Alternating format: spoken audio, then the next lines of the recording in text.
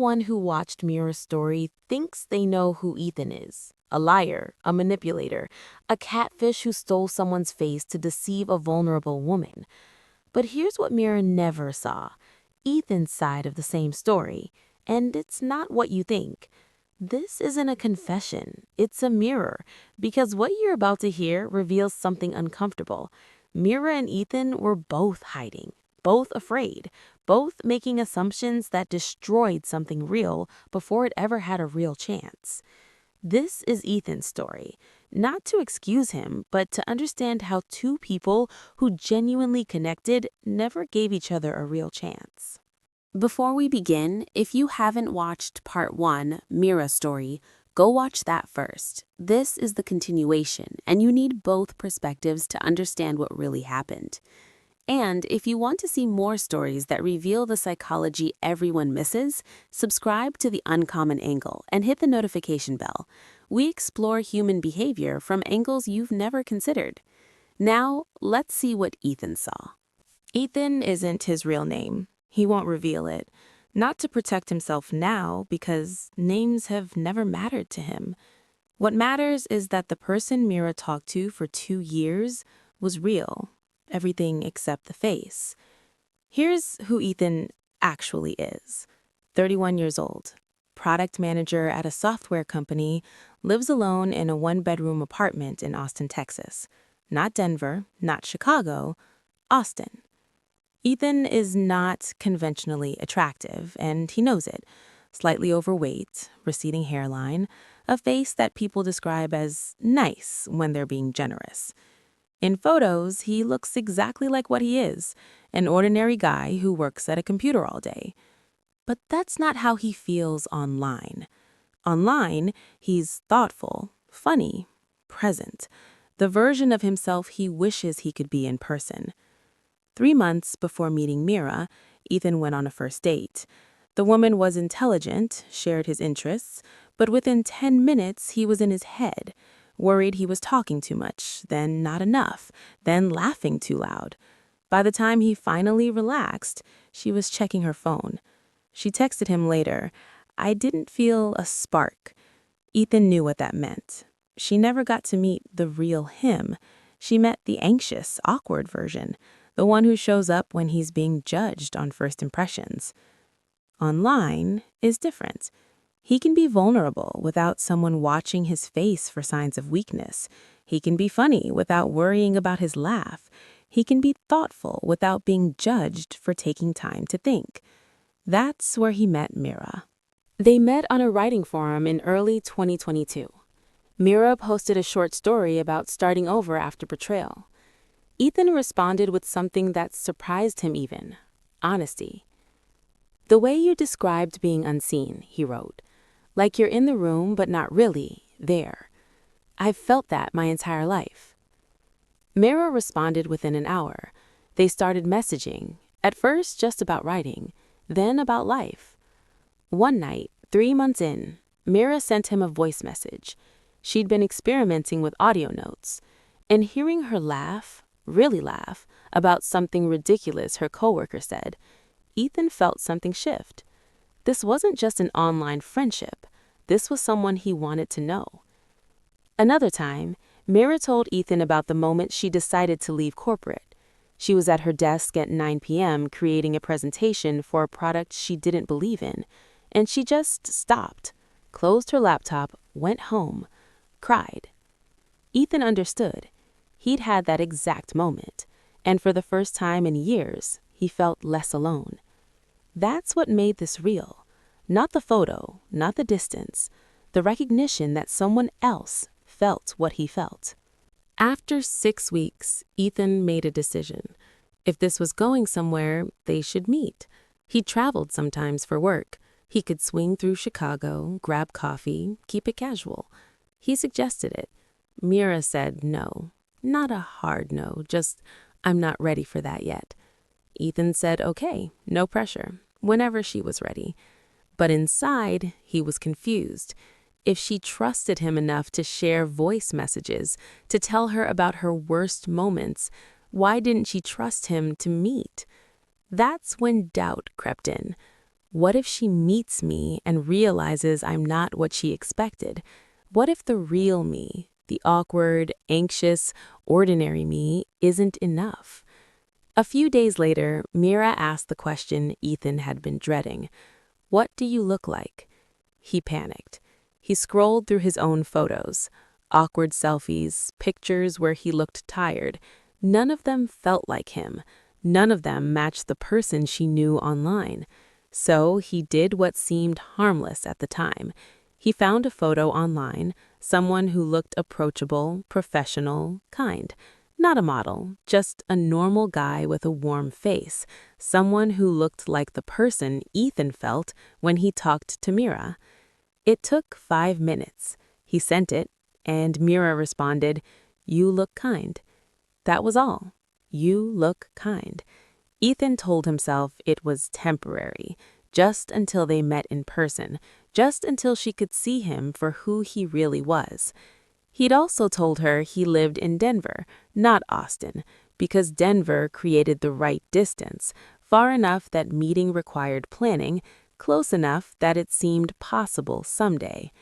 What Ethan didn't understand about himself: when you've been hurt by judgment before, your brain learns to protect you by controlling the story.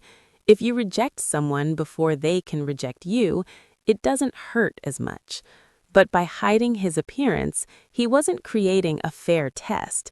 He was creating an imbalance. He knew everything about Mira, her vulnerabilities, her fears, what made her feel safe. She only knew what he chose to show her. And when one person holds all the information, that's not connection, that's control, even if you don't mean it to be.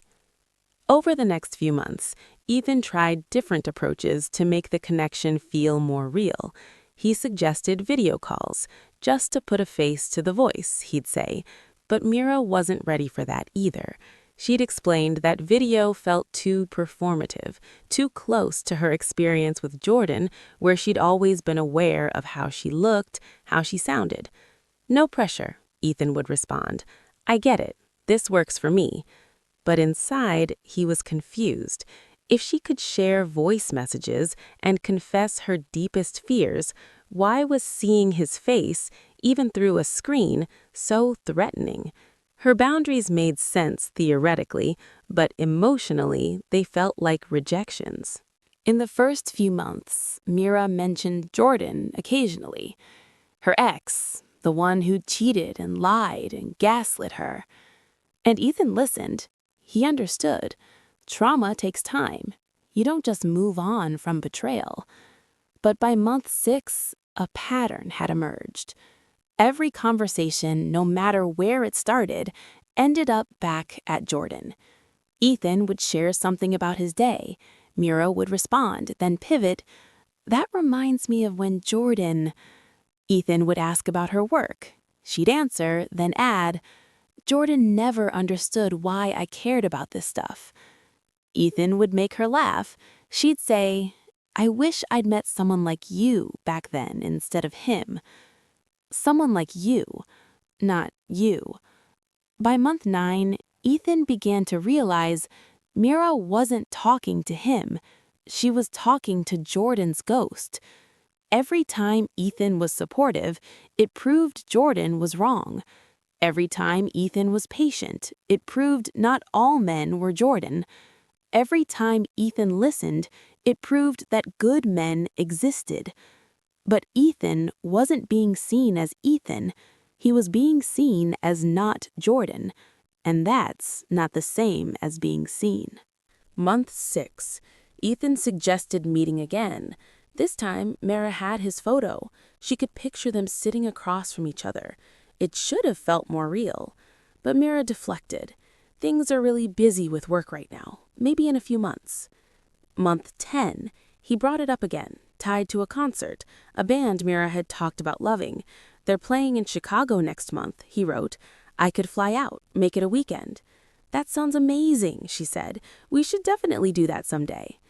Someday. Not Saturday, not next month, someday.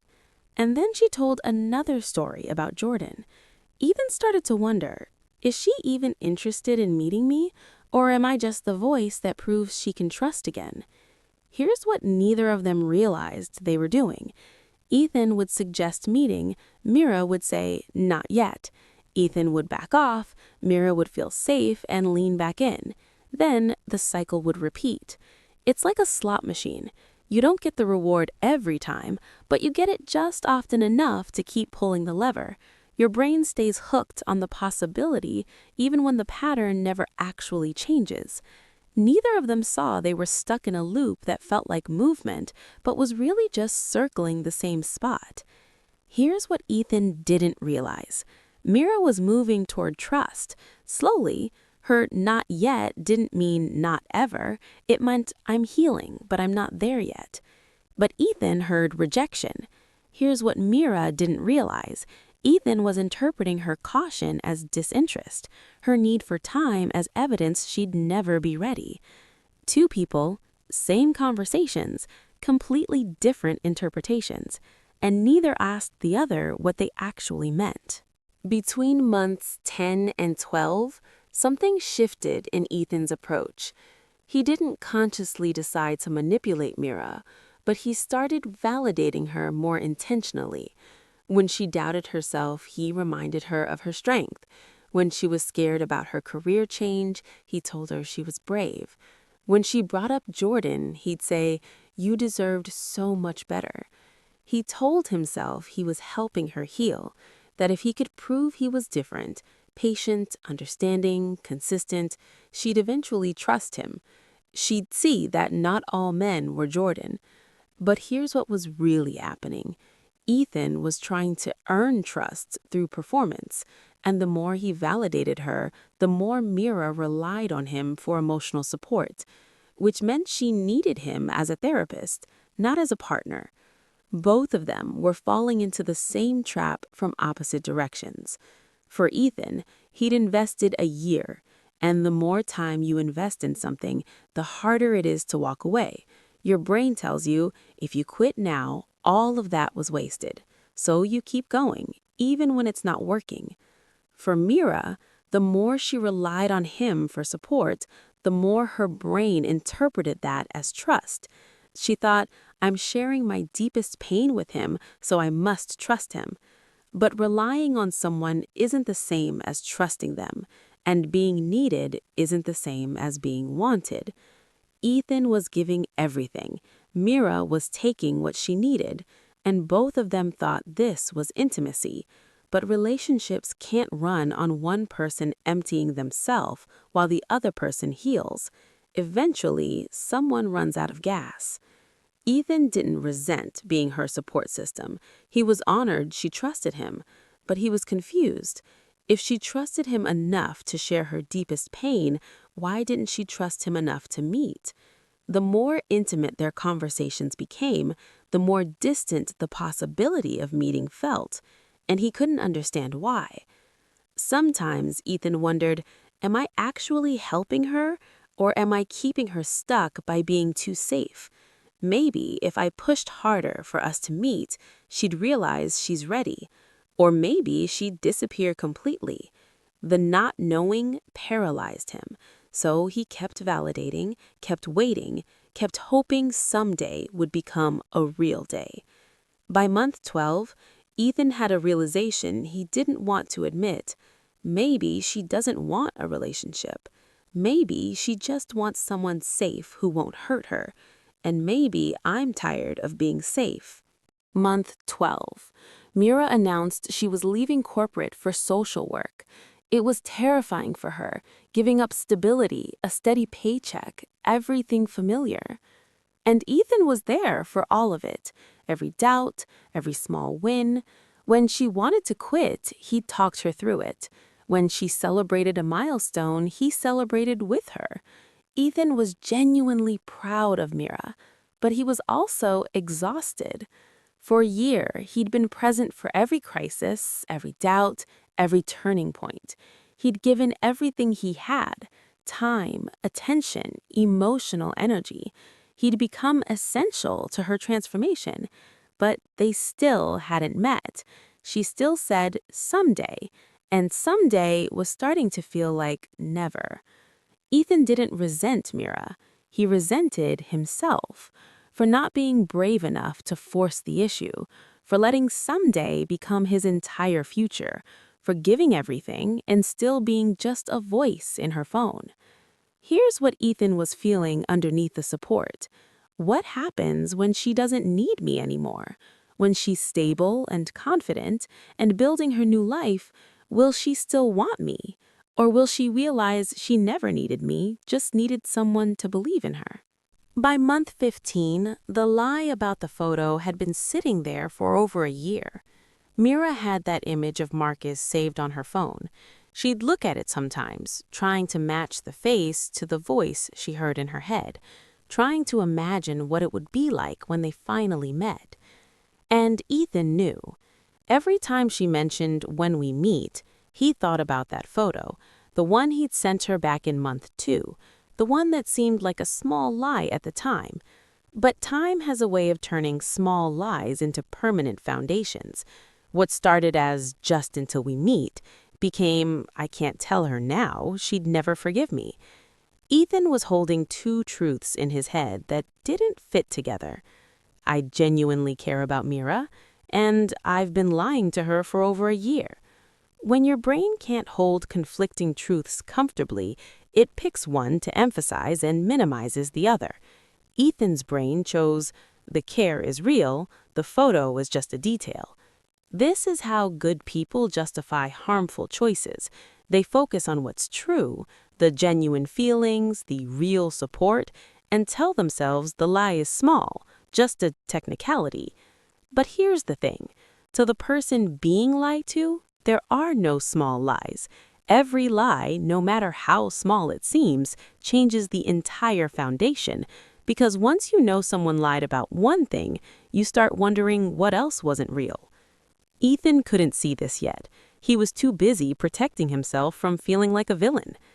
Month 15 became month 16. Ethan started drafting messages he could never send. "I need to tell you something about that photo." He wrote it 20 different ways. Every version sounded like a confession, like he'd done something unforgivable. And maybe he had. So he deleted the drafts and said nothing. And every day he said nothing, the lie grew bigger, the truth grew harder, and the distance between who he was and who she thought he was became impossible to cross. By month 16, the photo had taken on a life of its own. It wasn't just a picture anymore. It was proof of his deception, evidence that he'd been lying from almost the beginning. And the longer he waited, the worse it became. Month 17. Everything changed. Mira's work had stabilized. She'd been in therapy, processing the Jordan trauma. And one night, she sent a message that should have made Ethan happy. "I've been thinking, maybe we could actually plan something. I could fly to Denver, or you could come here, whatever works. I think I'm ready." Ethan stared at that message for an hour. She was finally ready after a year and a half, the thing he'd been suggesting since month 6, the thing he'd been waiting for. And all he could think was, it's too late. Because if they met now and she found out about the photo, which she would eventually, because the truth always surfaces, she'd think he was another Jordan, another liar who studied her vulnerabilities to exploit them. Even if he told her the truth before they met, what would he say? "I used a fake photo because I was scared you'd judge me?" She'd hear, "I lied to you for a year. Everything you thought was real was a performance." Ethan felt trapped. Trapped by a choice he'd made in month 2 that seemed harmless. Trapped by 18 months of compounding deception. Trapped by his own cowardice. He couldn't see a way out that didn't end with Mira hating him. What was really happening here, Ethan and Mira had opposite ways of dealing with fear. Ethan wanted connection, but pulled away when it got too real. The photo, the distance, the excuses, all of it kept him close enough to feel connected, but far enough away to stay in control. Mira wanted connection, but needed time to feel safe. She'd been hurt before, so she moved slowly, testing whether Ethan would stay patient. And when these two patterns meet, they create a dance where no one ever gets close enough to be real. Ethan pushed for meeting when Mira wasn't ready, then pulled away when she finally was. And Mira's slow pace fed into Ethan's fear that she'd never truly want him, which made him pull back more, which made her move slower. They were caught in a cycle neither of them could see, both waiting for the other person to feel safe first, never realizing they were both just as scared. "Yeah, definitely," he typed. "Work's insane right now, but let's plan for next month." He hit send and immediately felt sick. Because he knew next month wouldn't happen, he'd make another excuse and another until Mira stopped asking. Month 18 arrived. Ethan made excuses. Family emergency, tech issues for video calls, a project deadline. Mira's messages became less frequent. Her tone shifted. Still warm, still kind, but there was a question underneath every interaction. Why won't you meet me? And Ethan had no answer he could give her. If you're seeing the complexity in this story, how two people can both be wrong and both be right, leave a comment below. Have you ever made assumptions about someone's intentions that turned out to be wrong? Have you ever protected yourself so much that you pushed someone away? And subscribe to The Uncommon Angle for more stories that show you what everyone else misses. We're just getting to the hardest part. Month 18. Everything changed, but not the way Ethan expected. It started with a notification, an automated message from the forum. "Your account is currently under review for violations of community guidelines. We've detected unauthorized use of another person's identity and likeness. Please provide verification documentation within 72 hours to proceed, or your account will be suspended pending investigation." Ethan stared at his phone, his hands shaking, his stomach dropped. Someone had reported him. Someone who had proof. Someone who'd connected the dots. Someone who had a particular set of skills that he couldn't pretend to have. He sat with that notification for hours, trying to figure out what it meant. Had Mira finally realized something was wrong? Had she reported him directly? Or had someone else, someone who knew the real Marcus, found his account? The notification referenced the formal complaint filed with the forum's moderation team. Identity theft, unauthorized use of another person's identity and likeness. It was documented, it was official, and it meant someone had been looking into him. But who, and how much did they know? Ethan couldn't think straight. He kept refreshing his email, hoping for more information, but all he had was a notification and a 72-hour window to respond.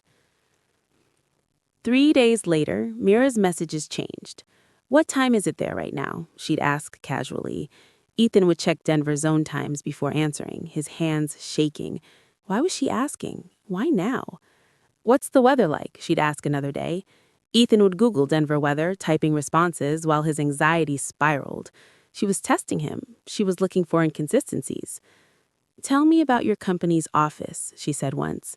"I want to imagine where you work." Ethan made something up, then frantically Googled Denver's tech companies to make sure his story made sense. But he knew what was happening. Her questions were getting more specific, more pointed, like she was checking facts against a story she didn't quite believe anymore. And Ethan understood then. The account review, the formal complaint, and Mira's sudden questions, they were all connected. Someone had found out about the photo, someone had reported him, and Mira, somehow, knew. That night, she sent the message that confirmed his fears. "I have a work project in Denver coming up. Maybe I could finally visit, see your city." Ethan's blood cold. She didn't believe Denver was real anymore. She was testing him. She was giving him a chance to come clean before she confirmed what she already suspected. He tried to play it cool, tried to keep the lie alive a little longer, even though it felt like holding smoke in his hands. "That would be amazing," he typed, "but I'm actually traveling that week, visiting family." He wasn't. There was no family, there was no Denver, but he wasn't ready to admit that yet. He was hoping, desperately hoping, that this was just a coincidence, that the account review was about something else, that Mira's questions were innocent. But the 72-hour window was ticking, and Ethan had no documentation to provide. No way to prove that Marcus Chen's photo was his to use. Then came the message Ethan had been dreading. I need to ask you something, and I need you to be honest. Are you who you say you are? Ethan stared at his phone. His hands were shaking. His stomach dropped. In that moment, everything clicked. The forum review, the formal complaint, Mira's suddenly specific questions, the Denver work project, the 72-hour window that was still ticking, it all made sense now. Someone had reported him to the forum. Marcus, probably, or someone from Marcus's organization, which meant Mira had talked to Marcus, which meant Mira had figured out the photo wasn't real, and she was giving him one last chance to tell her the truth before she confirmed she already knew. Ethan sat there, staring at her question. For a moment, he considered coming clean, actually answering, "No, I'm not who I say I am. I'm someone in Austin who was too scared to show you my real face."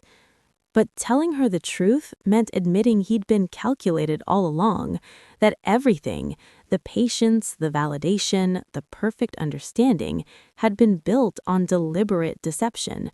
So instead, he tried to deflect. "What do you mean?" Delete. "Of course I am." Delete. "I think you're confused." He hit send before he could stop himself. Even as the message went through, he knew how it sounded: defensive, evasive, exactly like gaslighting, exactly like something Jordan would say. When Ethan typed, "I think you're confused," something shifted. He wasn't trying to manipulate Mira, he was panicking. But when someone shows you evidence that contradicts your lie, and your first response is to make them question what they saw, you're asking them to doubt their own reality. For Mira, who'd spent years with Jordan questioning her perceptions, those words hit like a punch.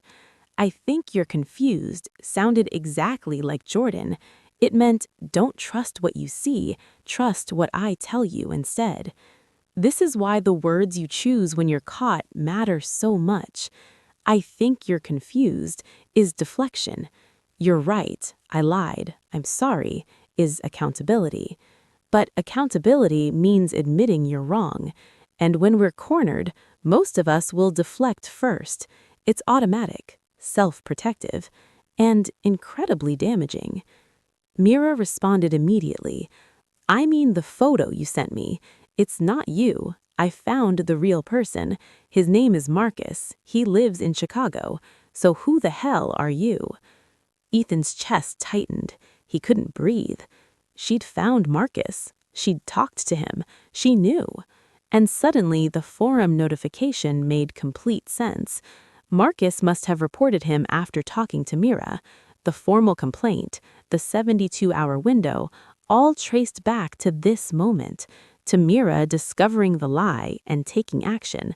She'd built a case against him, methodically, with evidence, and now she was asking him to explain himself. He started typing, deleted, typed again. "Okay, look, the photo thing, it's complicated. I don't look like that anymore. I gained weight and I was embarrassed, so I used an old photo of a friend. But everything else, the conversations, the connection, the support, that was all me." He hit send and immediately regretted it, because even he didn't believe it. The lie was too big now. It had consumed every detail: where he lived, what he did, how he looked, who he was.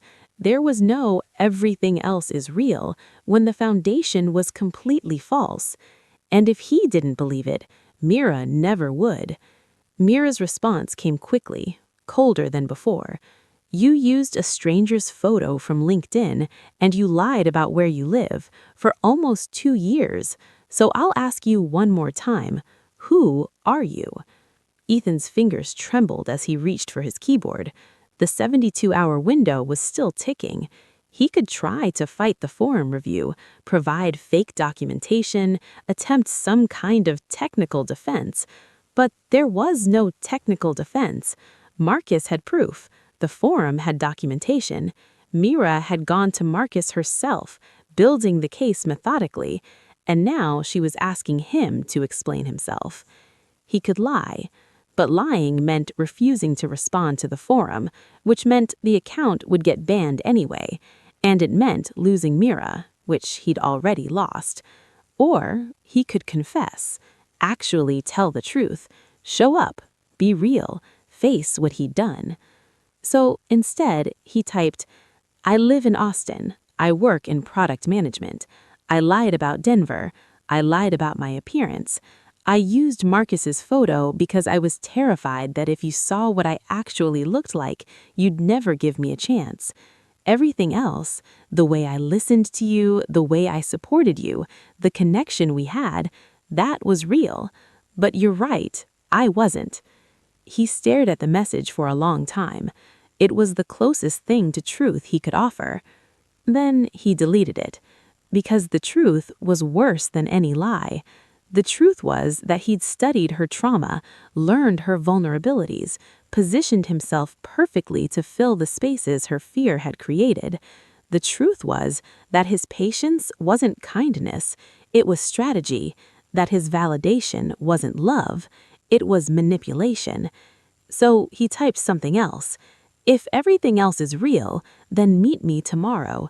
I'll fly to Denver, or you fly here. Prove it." No, that made her the problem. He tried again. "I can't do this right now. I need space to figure this out."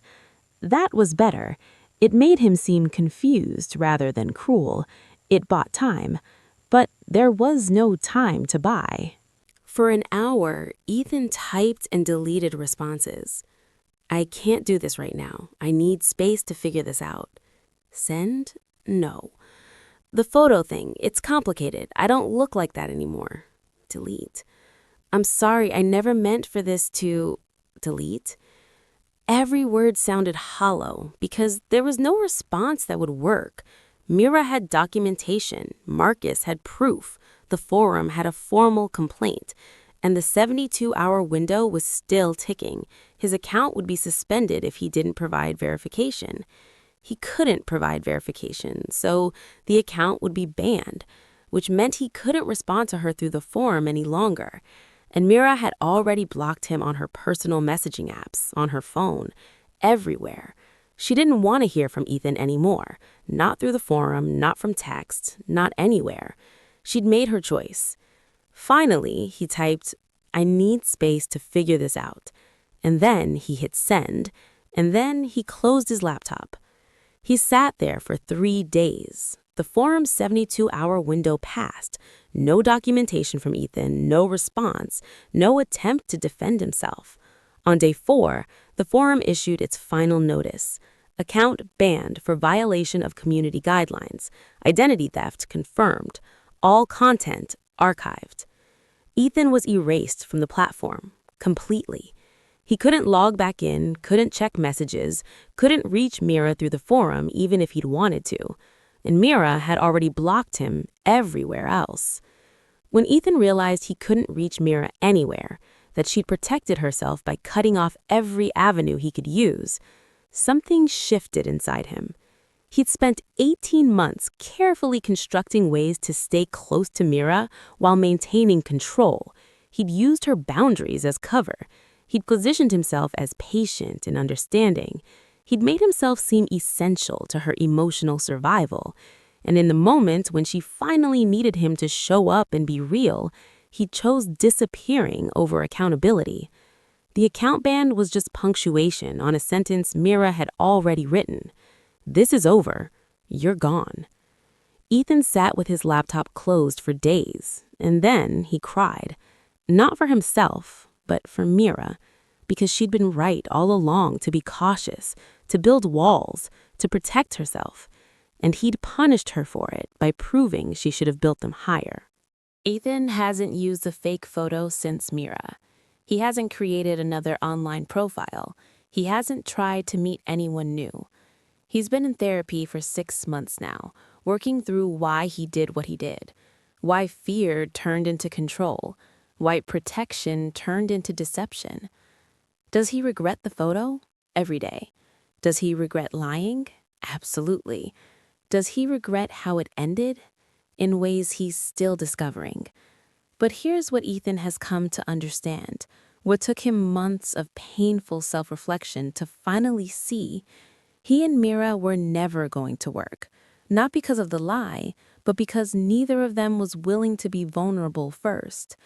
Ethan protected himself by hiding his face.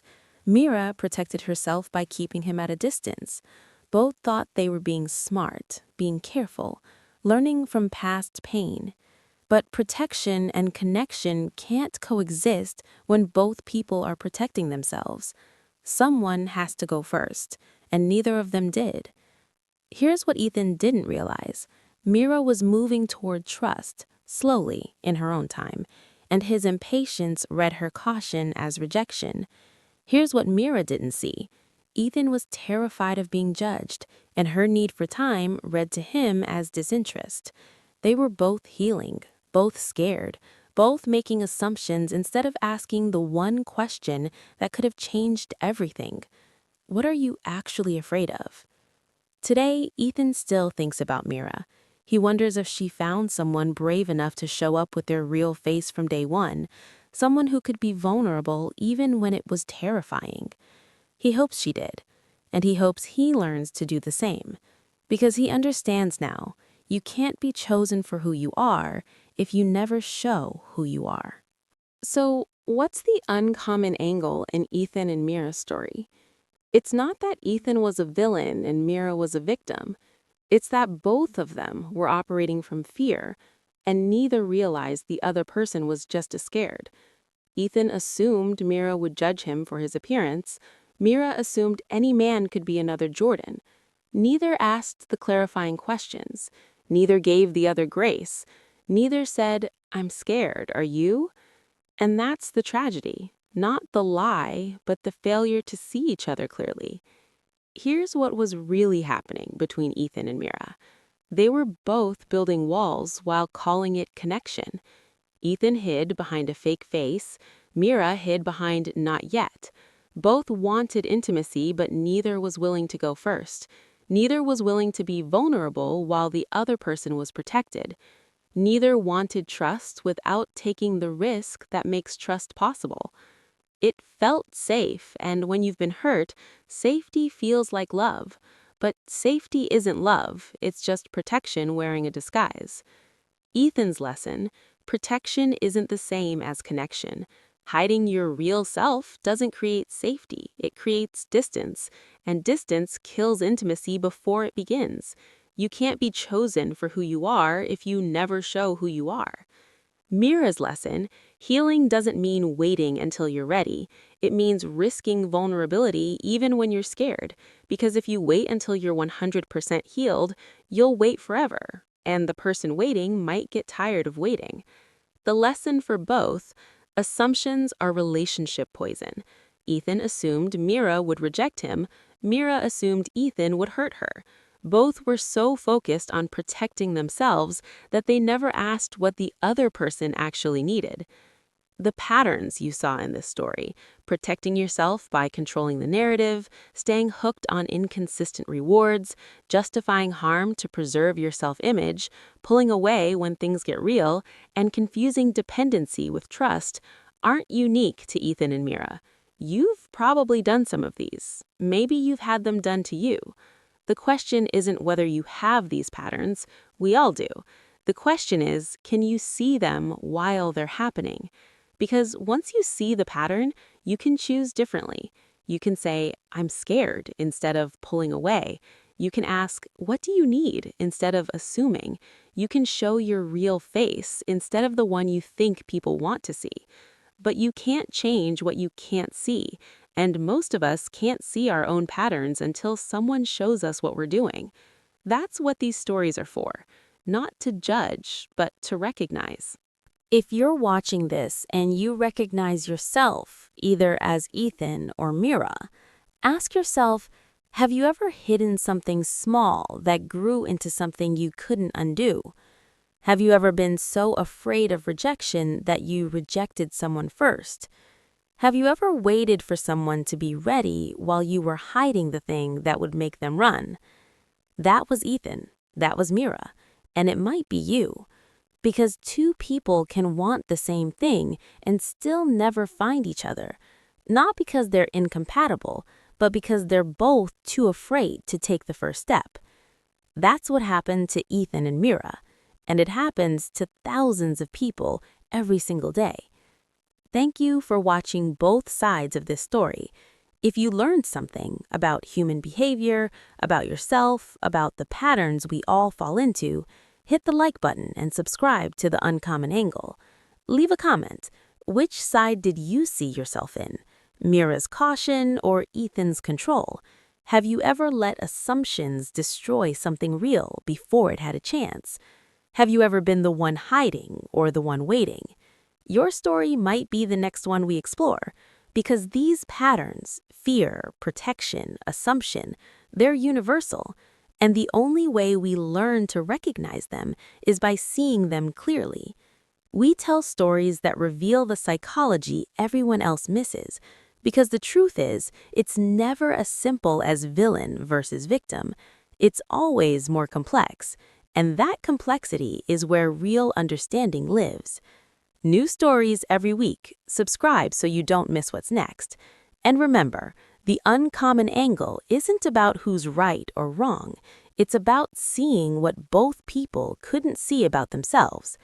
Real connection requires real vulnerability from both sides at the same time, even when it's terrifying. Thanks for watching.